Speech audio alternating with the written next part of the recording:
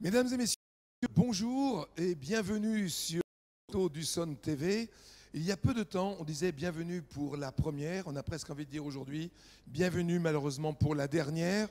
Quoique, on y reviendra. Peut-être qu'il y a encore une possibilité avec nos invités de parler d'un éventuel retour, d'une éventuelle prolongation de fin de saison.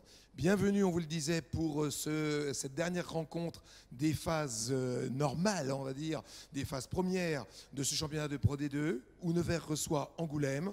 On va en parler, on va détailler, on va peut-être même se risquer à quelques pronostics. On se retrouve tout de suite.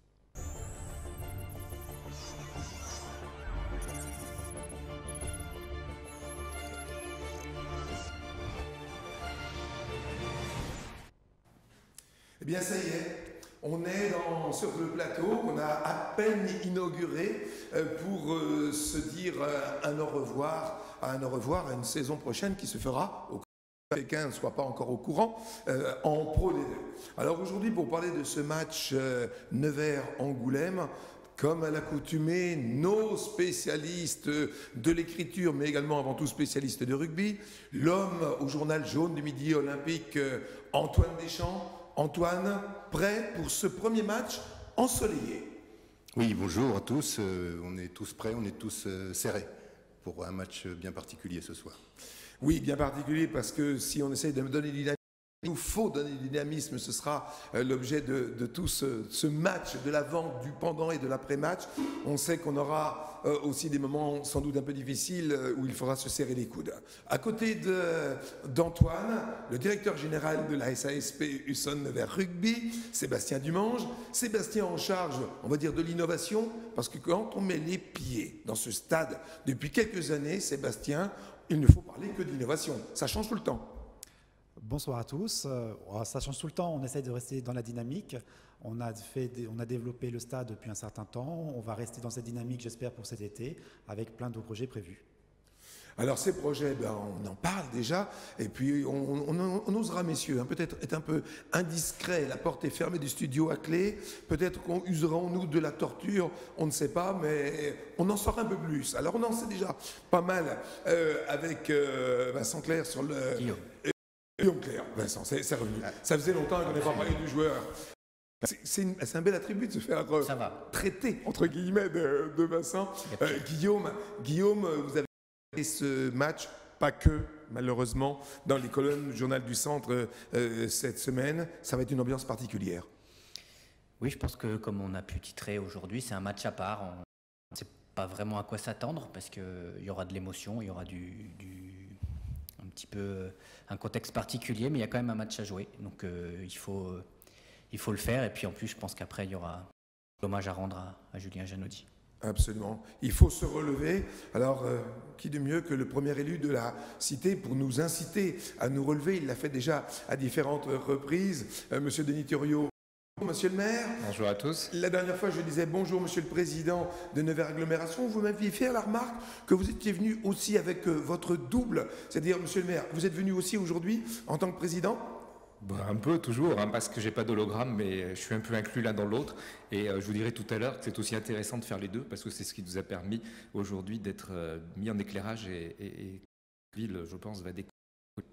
Oui, je crois que vous aussi, il n'y aura pas besoin de vous torturer, je crois, mais vous avez scoop, quelques nouvelles et de bonnes nouvelles à nous annoncer. Alors malheureusement, les nouvelles ne sont pas toujours très bonnes. Il nous faut rendre hommage à notre talonneur disparu, Julien Janot, pour les intéressés. Julien Janaudy, ce joueur qui est un vrai rugbyman de terroir, formé dans un petit club, ensuite bourgoin. Il a fait des grands clubs comme à Agen, et puis on l'a vu bien sûr en première, pour une première fois, à Bourgoin-Jallieu. À l'époque, le sort veut que c'était Xavier Béméja qui lui avait offert cette première cape. On le voit à l'heure actuelle sur l'écran. Ce garçon ne laissait pas sa part dans le combat et qui pourtant était réputé comme le grand sourire, comme le garçon agréable. Il n'avait pas le droit de ne pas l'aimer tellement ce garçon était attachant. Un décès, c'est toujours grave, mais quand en plus c'est un garçon qui porte de telles valeurs, ça assombrit le tableau. Il y avait un très bel article, Antoine, dans jaune, comme je disais tout à l'heure, signé par sans doute quelqu'un qui l'a très bien connu, voire même sur les terrains. C'est terrible ce genre de nouvelles. Oui, c'est c'est un coup de massue qu'on reçoit. Guillaume et moi, on a été avertis par Delphine, la sœur de Sébastien, quasiment en même temps, et je pense qu'on a eu les mêmes réactions. On en a parlé dans la semaine. Le dimanche, on n'a rien pu faire. Les choses programmées, on n'a pas pu les faire tellement on était. C'était une claque, c'est un plaquage à retardement qu'on a pris. Et il faut s'en relever. On a pour habitude de dire que dans ces cas-là, il n'y a rien d'intelligent à dire. Et pourtant, vous êtes sommé d'écrire.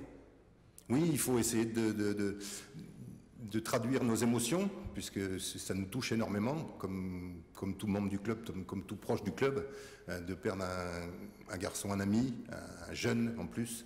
Et on essaye justement, sans faire du larmoyant, de dire ce qu'on ressent. Nicolas Zanardi, notre collègue, notre confrère du Midi Olympique, qui le connaît de Voiron, qui a une plume, et j'ai remercié le rédacteur en chef de Midi Olympique d'avoir donné cette commande un peu triste à Nicolas Zanardi, qui a une plume qui honore la mémoire de Julien, et il l'a fait magnifiquement. Il en a bien parlé. Alors, localement, bien évidemment, que ce Gilles Dumange, notre président, à tout le staff et aux joueurs, il y a eu un élan de solidarité. On sait que le matériel, dans ces cas-là, on n'y pense pas, mais on sait aussi que le matériel peut assombrir encore plus le tableau, si tant est que ce soit possible. Et on sait qu'il y a déjà eu une collecte, Sébastien, qui a été très importante. Je crois que ça va continuer. D'ailleurs, on le renouvellera tout à l'heure sur le stade, cette possibilité. C'est sur tous les réseaux sociaux, c'est sur l'adresse sur le site du club, là où on peut aller apporter son petit pécule pour que cette douleur ne passe pas, mais qu'on ne rajoute pas de la douleur à la douleur. Situation pas facile, on va dire, pour la famille. Donc le groupe sportif est un groupe sportif pour lui, mais déjà on a nos pensées, on va dire, envers la famille. La vie forcément très difficile. Donc voilà, c'est organisé essentiellement tout ça par les joueurs, on va dire, les employés. C'est eux qui ont eu la main, on va dire, sur tous les événements qui vont se passer pour essayer de le commémorer, on va dire, au mieux. Et par rapport à ça, on va dire, sur le club, on essaie d'accompagner au mieux, sachant qu'on n'oublie pas que c'est un joueur de Bourgoin, on va dire, c'est quelqu'un qui a commencé à Bourgoin. Bourgoin nous l'a prêté en quelque sorte. Hein. Oui, il est hors de question de s'approprier, on va dire, mais dans ces cas-là, le deuil, malheureusement, fait tache d'huile. Et les garçons qui l'ont côtoyé, en plus, il y a des gens, il ne faut pas longtemps pour sentir un bon feeling, et les joueurs en premier lieu l'ont ressenti. Alors les joueurs qui étaient pourtant sur la dynamique, et on va poursuivre notre émission si vous le permettez sur cette dynamique, ces joueurs qui étaient sur une très très belle dynamique, on a l'habitude de revenir sur le dernier match. Monsieur le maire, vous l'avez suivi ce match, ce dernier déplacement à Narbonne, où Spen allait jusqu'au bout de l'horloge. Je l'ai suivi à distance, je n'ai pas pu m'y rendre. J'étais en intervention pour les villes moyennes, justement, à Vierzon. Mais oui, je pense que c'est aussi la réconciliation du Nevers qui gagne ailleurs que son territoire, parce que c'était un petit peu l'image qu'on avait, de ne pas pouvoir gagner ailleurs, même si on l'a fait de temps en temps quand même. Et là, ça a été un beau match, c'était un match à la fin, ça a été un match où on a pris les 5 points. Donc oui, Nevers est capable d'aller et bien sûr de gagner toujours chez lui. Je vous sens un peu provocateur, monsieur le maire. Là, vous dites Nevers qui est capable de gagner à l'extérieur. Vos voisins de droite avaient titré à une époque que Nevers avait du mal à voyager. Alors, messieurs, qu'est-ce que vous avez à répondre à monsieur le maire et à tous les supporters qui disent que Nevers voyage à un prix qui s'appelle 5 points? C'est sûr que les 2 derniers matchs à l'extérieur se sont soldés par 10 points, donc ça fait beaucoup de bien et ça change un petit peu. Le match à Narbonne, il est un peu inclassable quand même, parce qu'il y a eu énormément d'essais, il y a eu totalement plus grand chose. Ça jouait par à coup, c'était vraiment... Les spectateurs n'ont eu pour leur argent en termes d'essais. 11 essais, je crois. 11 essais, 7 essais à 4, oui. C'est ça. Donc il est un petit peu inclassable. Le précédent, c'était l'exploit à Bayonne. Il n'y avait absolument rien à redire. Ce match-là, il a laissé des regrets sur le plan défensif, parce que ça aurait pu coûter un bonus à la fin. Le dernier essai de Nakiri corrige cela. Il est à part dans la saison de Luçon, ce match-là. On n'en avait jamais vu des comme ça, avec autant d'essais et autant d'essais d'un côté et autant d'essais encaissés. Donc, mais vraiment, ils ont profité jusqu'au jusqu'au bout de leur dynamique pour continuer à avancer. Oui, c'est vrai, c'était l'essai du bout de l'horloge. Des fois, on parle de l'essai du bout du monde quand on relance de son en-but. Celui-là, c'était l'essai du bout de l'horloge. Sébastien, on sait que vous adorez les sports collectifs de grand terrain, mais que vous avez aussi un penchant pour l'ancêtre, l'origine du à savoir le football. Et quand vous êtes comme ça, soit à distance, soit sur le terrain, est-ce que vous vibrez de la même manière qu'au football? Est-ce que ce sont les mêmes sensations? Ça, c'est proche, effectivement. Pris par l'enjeu, de toute façon, on est supporter, on va dire, de différents sports, de différentes équipes. Et lorsqu'on arrive, notamment au printemps, les matchs comptent pour quelque chose, on arrive dans le money time. Et donc, voilà, on construit tout l'hiver pour connaître ces moments sur le printemps. Donc, l'aboutissement du saison, c'est toujours important. Mais cette année, on va dire, pas de phase finale de une pour pouvoir monter en Pro D2. Je reconnais que le printemps est beaucoup plus agréable. Déjà, aujourd'hui, on a la première belle journée. Moins stressant. Beaucoup moins stressant que les années précédentes. Donc, ce qui nous permet aussi de mieux vivre ces événements. Le match de Narbonne, je l'ai très très bien vécu par rapport, on va dire, aux matchs, on va dire, qui sont beaucoup plus stressants. Mais tiens, justement, on va rester un petit peu un instant avec vous. Cette visible décontraction n'est pas tant, n'est pas une véritable décontraction, parce que lorsqu'on est directeur général, lorsqu'on a des projets, il faut les mener à bien, et ça veut dire qu'on profite du terrain, mais très vite après, il faut se remettre sur le métier, et le métier, en l'occurrence, c'est travailler de beaux ouvrages pour que ce stade change. On va voir dans quelques instants avec Monsieur le maire qu'il y a une ville qui change aussi également, peut-être sous l'impulsion du rugby, mais pas seulement. Alors ce stade, il faut nous en dire un peu plus. Aujourd'hui, on a du mal à se garer. Pourquoi ? On a un peu de mal à se garer. On a entamé une nouvelle phase de travaux en lien avec la labellisation, on va dire, du stade professionnel. Élément essentiel pour avoir un outil qui apporte du moyen au stade. On parle de pérennisation, on dire des sources de revenus.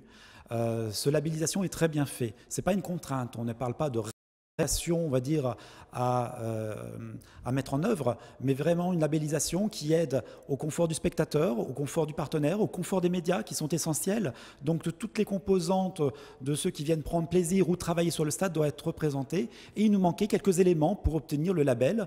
Avec cette extension que l'on a commencée, ce sera chose faite à l'automne. On aura un stade labellisé et c'est important parce qu'en plus c'est une source de revenus. Plus de droits télé cette année, et en plus ce sont des sommes qui seront appelées à évoluer encore dans l'avenir de manière plus importante. Donc c'était vraiment important de se positionner par rapport à cette thématique. Est-ce présomptueux de dire que ce cahier des charges de la LNR, en fin de compte, va dans le sens des idées que vous aviez déjà initiées ? On s'en était inspiré, on va dire, lorsqu'on était en Fédéral 1, lorsqu'on avait une idée pour développer un petit peu une activité sur le stade, on regardait déjà si on était compatible par rapport à la labellisation de Pro D2. On aspirait à être en Pro D2, donc il était hors de question d'aller sur une voie un petit peu parallèle. Donc effectivement, on était très très proche par rapport à ça, mais même notre façon de travailler, on va dire, était très proche. On est, on dirait, compatible Pro D2. Messieurs les journalistes, dans les améliorations, il y a l'espace média. Ça veut dire que vous allez avoir des salons privés, non? C'est ça? Vous attendez à ça, Antoine? Écoutez, moi c'est un peu particulier puisque je prends aussi des photos. Donc, sur le terrain? Moi, si j'avais un vœu à demander, ce serait qu'on ait un petit peu plus de place pour pouvoir... pour déambuler? Pour déambuler, pour aller, mais bon, la configuration du stade est telle qu'on ne peut pas beaucoup bouger, mais on arrive quand même à bien travailler. C'est quand même l'essentiel. Mais je pense qu'avec Monsieur le maire, qui est résolument tourné vers l'avenir, vous connaissez ces systèmes de petits moteurs qui sont sur 2 roues avec un balancier, ça s'appelle un Segway. Ben, peut-être qu'un de ces jours, même Usain Bolt avait eu un Segway dans les jambes, peut-être on va vous procurer un Segway pour que vous fassiez comme certains caméramans modernes, que vous puissiez prendre des photos sans abîmer la pelouse, bien sûr. Pourquoi pas, on verra. Hein. Je sais par expérience et depuis le temps que je côtoie ce stade du Pré-Fleury qu'il est en pleine évolution et que ça n'a pas fait, c'est loin d'être fini. Loin d'être fini. Ouais. Et je rappelle que ce qui fait l'intérêt de notre stade, c'est aussi la proximité des tribunes avec le terrain, et ce qui n'est pas le cas de tous les stades. Donc on ne peut pas tout avoir, c'est plus compliqué pour les gens, mais je sais que d'expérience familiale, à photographie, c'est lui qui s'adapte. Oui. Alors justement, vous êtes en train de nous parler de cette convivialité, de cette proximité. La proximité, elle est physique, mais pas seulement.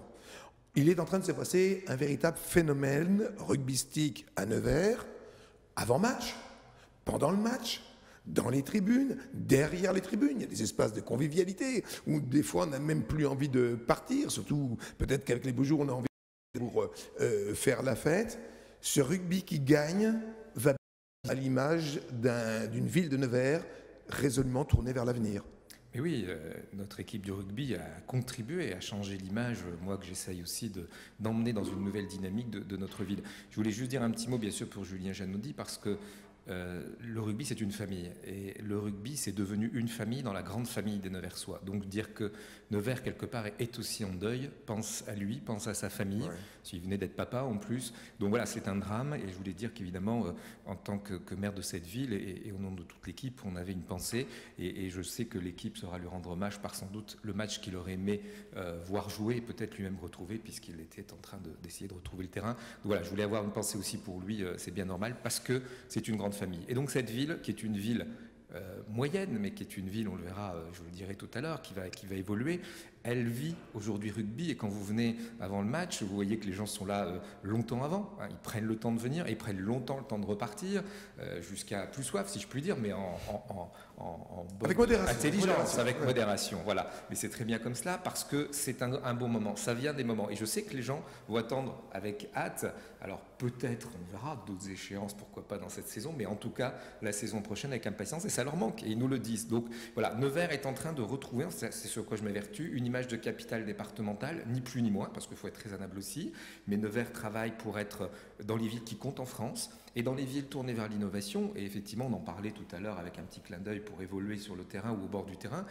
Ça va changer. Je testais tout à l'heure un nouveau mode de mobilité avec une société québécoise. Vous voyez, j'étais il y a un mois au Québec, et bien cette société, voilà, juste un mois. On va tester le produit, on va nous en acheter, en acquérir, et ça peut être des flottes de véhicules, c'est un véhicule électrique, nouvelle mobilité, tourné vers le smart territoire aussi que je veux impliquer, la ville intelligente, la ville connectée, mais tout d'abord connectée avec les hommes. Voilà, la connexion digitale, la connexion technologique, elle est au service de l'homme, et donc Nevers reprend et notamment commence à être reconnu un peu en place de l'innovation. Alors, reconnu et cité, puisque Nevers est parmi, je crois, les 222 qui ont été sélectionnés. Alors je sais que vous n'aimez pas l'adjectif, parmi les villes moyennes, parce que moyenne, on ne sait jamais trop ce que ça veut dire, et pourtant là, on va dire que c'est tout simplement un paramétrage en termes de population, et que Nevers est déjà prêt à recevoir des aides financières pour aller de l'avant. Oui, mais encore une fois, Nevers, moi je ne suis pas allé pleurer des choses ou faire la manche. On a construit un dossier, moi je suis très à l'aise là-dessus, je l'ai construit depuis ma campagne, ce dossier de relance du cœur de ville, du centre-ville, sur le logement, sur le commerce, sur la mobilité, sur les nouvelles technologies. Et il m'a été demandé de contribuer à ce plan de relance par le gouvernement, avec Jacques Mézard, je viens de Normandie, donc je maîtrise bien le sujet. Alors on voit à l'heure actuelle l'aéroport, les différentes infrastructures qui relèvent de la responsabilité soit de l'agglomération, soit de Nevers.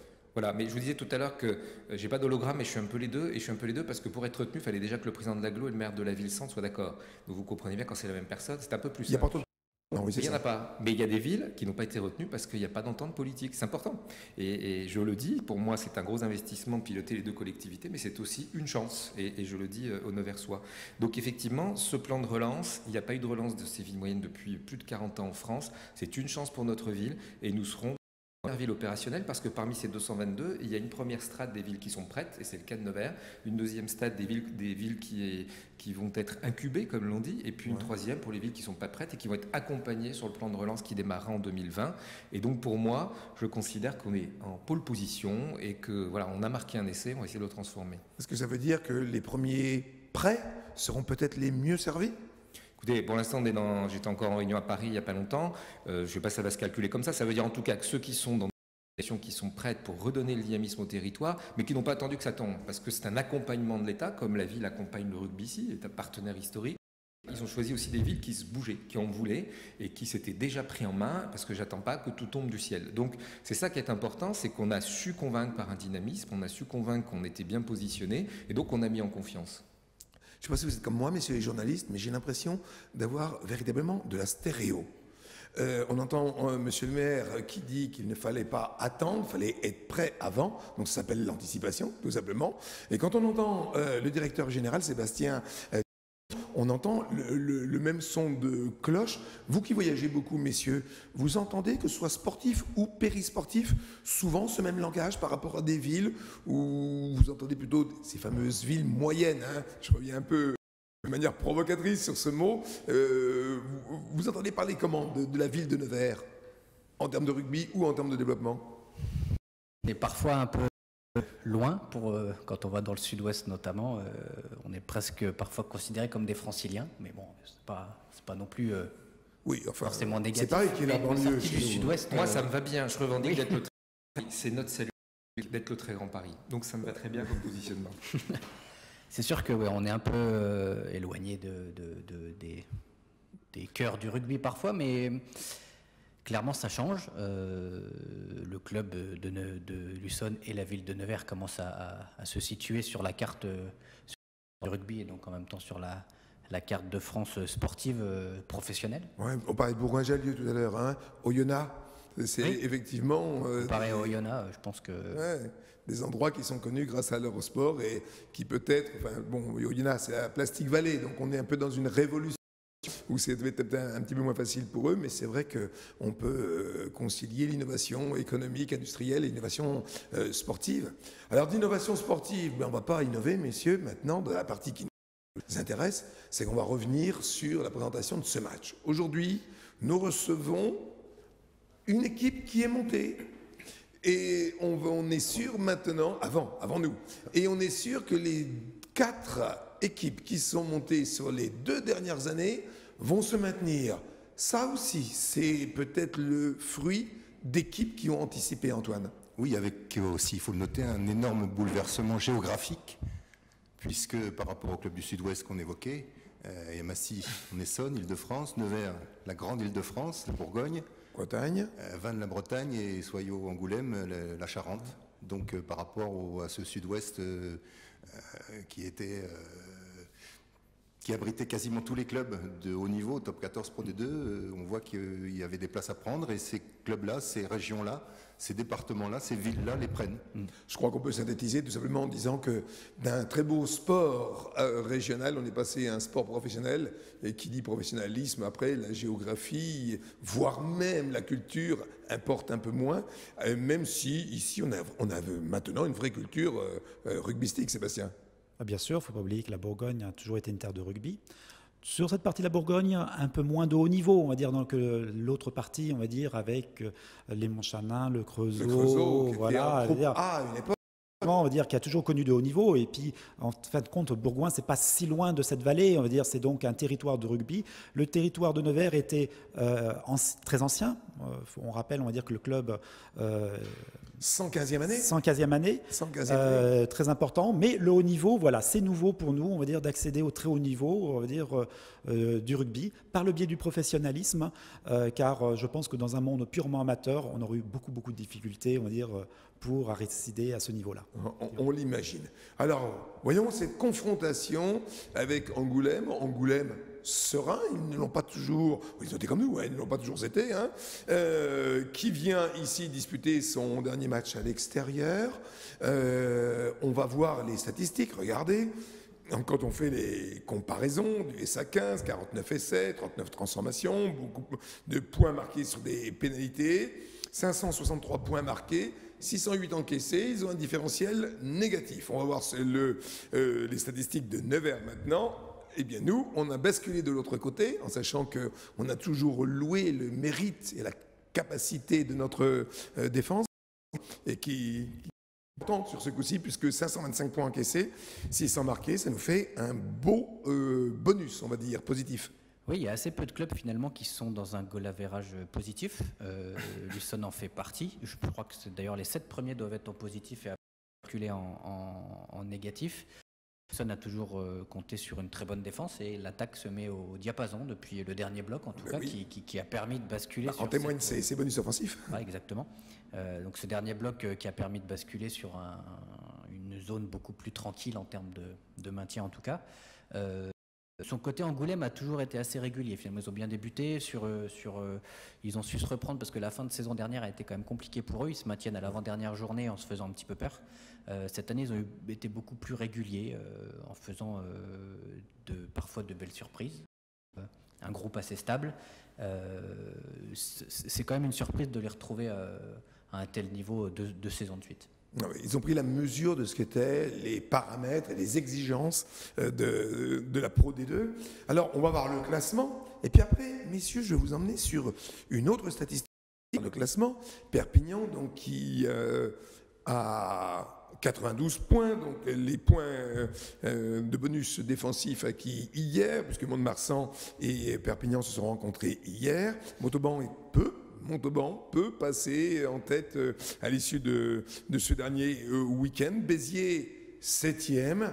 Et puis, je ne sais pas si on peut faire défiler un petit peu plus, on doit avoir un deuxième tableau. Voilà. Angoulême, 10e, 59 points. Pas très loin. Mais j'aimerais qu'en régie, on nous remette la première partie du classement.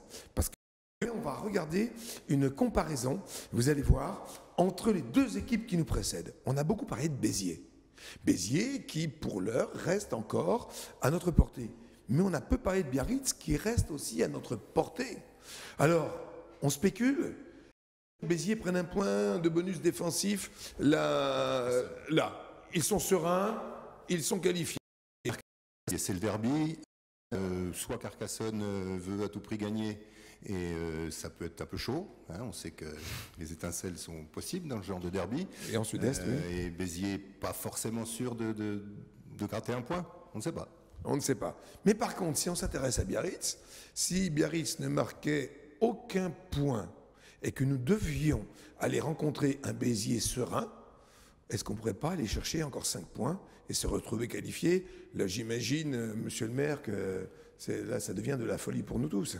Ce serait exceptionnel. C'est déjà une performance d'être 7e aujourd'hui pour notre première saison de Pro D2. Ça, je voulais le dire, vraiment féliciter toute l'équipe et le staff et les Neversois sont derrière tout cela.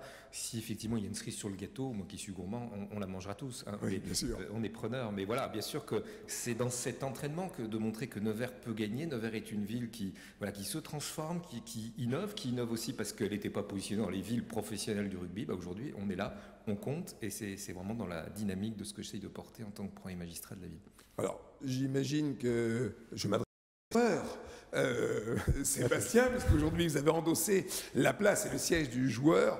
J'imagine qu'on va se dire match par match. Nous verrons bien, peut-être déjà à la mi-temps, et puis à l'issue des matchs, et en particulier de dimanche, ce qui va se passer. Aujourd'hui, pour différentes raisons, c'est vrai que ça va être un match particulier, ce serait bien que Nevers l'emporte. Et puis si d'aventure, lorsque la victoire serait assurée, s'il y avait le bonus offensif, on imagine que ce serait une des cerises sur le gâteau dont parlait M. Denis Thuriot il y a quelques instants. Effectivement, il faut conserver la dynamique qui a été enclenchée depuis un certain temps, parce qu'en fait, les prémices de cette dynamique, on a perdu à Vannes, mais déjà, on voyait déjà les premiers éléments forts pour engager une belle fin de saison. Maintenant, il est important de la conserver, même si le contexte est un peu particulier cette semaine. Mais je crois que pour les joueurs, par cette dynamique, Julien en faisait partie de cette dynamique, donc il est important, on va dire, de la conserver. Donc, qui dit dynamique, dit déjà se concentrer sur le jeu, savoir faire bien les choses. Et après, le résultat, on le verra à la fin du temps, de penser qu'au résultat. Ça peut figer, ça peut donner la frustration. On n'est pas des épiciers, on n'est là pour gagner des points. On est là pour continuer une dynamique et pour que le jeu continue d'être aussi léchant qu'on a pu voir. On va dire, la dernière fois, c'était un petit peu, on va dire, peut-être un peu trop. Il y a un petit peu lourd de temps en temps en défense, mais ce serait bien de trouver un nouvel équilibre et pour faire, on va dire, un très très beau match.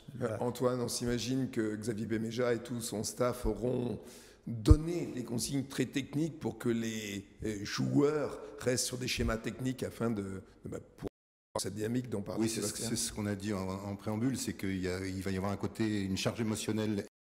Il va falloir et s'en servir de manière collective pour continuer justement dans cette progression qu'on a vue depuis janvier.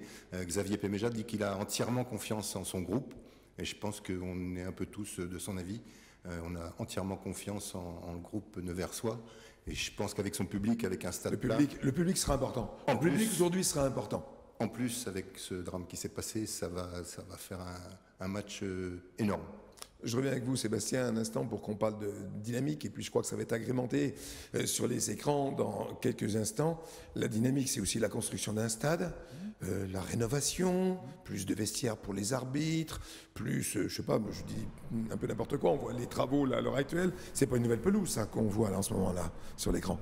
Non. Je vérifie, non, c'est pas une pelouse. Non, c'est pas une pelouse. Non, parce que j'essayais, vous avez compris, messieurs, hein, de charcuter un petit peu notre otage du jour pour essayer d'en savoir un peu plus. Par contre, on est en train de voir la tribune nord, au-dessus de Nevers, la tribune Nevers Agglomération, Monsieur Denis Thuriot, avec des nouvelles loges qui ont été ouvertes, qui ont été livrées fin janvier. Ça a été vite, les travaux. C'était bien organisé, bien mené, et c'était vraiment un vrai succès. Voilà. Alors, je vais être très honnête avec vous, messieurs, je sais pas, soyez honnêtes aussi avec moi. Est-ce que vous avez déjà assisté à un match derrière un en-but? Oui. Ouais. Et alors, ça donne quoi? On devine tout d'avance.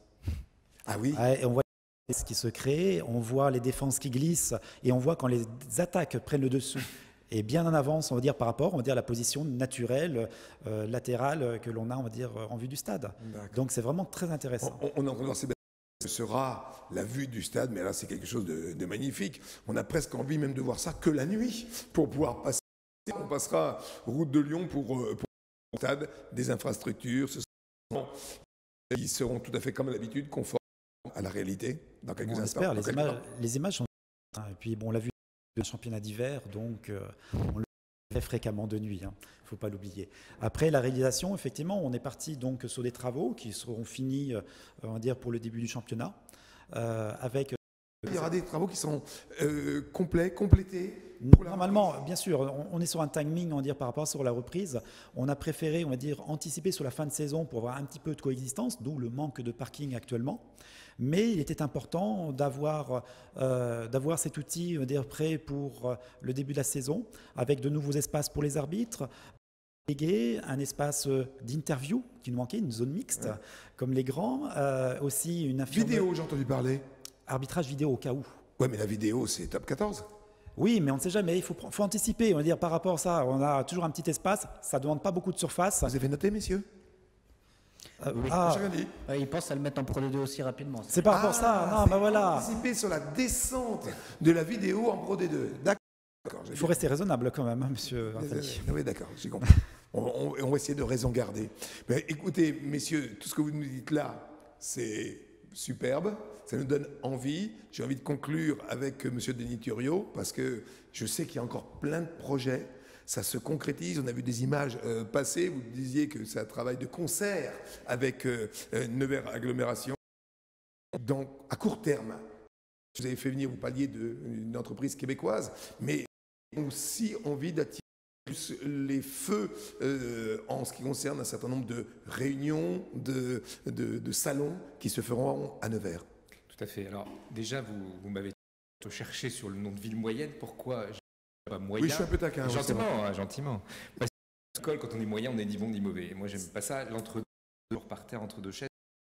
Moi, je voudrais que nous soyons moyens de vivre, moyens de travailler, moyens de se développer, moyens d'innover. C'est ça, c'est moyen de quelque chose. Et puis les moyens, on les a obtenus parce que, je fais le parallèle avec le rugby, voilà, on a fait un entraînement, on a été sélectionné dans le plan de relance Action Cœur.